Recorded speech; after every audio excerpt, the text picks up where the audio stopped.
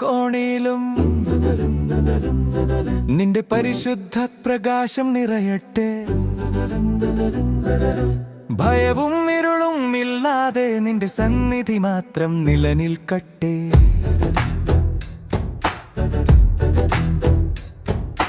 ദുഃഖത്തിൽ നീ ആശ്രയമാക്കട്ടെ, സന്തോഷത്തിൽ നിനക്ക് സ്തുതിയുണ്ടാകട്ടെ. ഞങ്ങൾ ക്ഷീണിച്ചു വീഴുമ്പോൾ നിന്റെ കൈ ഞങ്ങളെ ഉയർത്തട്ടെ. അപ്പനും അമ്മയും കണ്ണുകളിൽ നിന്റെ സ്വപ്നം വിരിയട്ടെ. കുഞ്ഞുങ്ങളുടെ പുഞ്ചിരിയിൽ നിന്റെ സ്നേഹം തെളിയട്ടെ. കൊടുങ്കാട്ടുവാതിൽ തട്ടുമ്പോൾ നിന്റെ ശക്തി ഞങ്ങളെ കാത്തിടട്ടെ.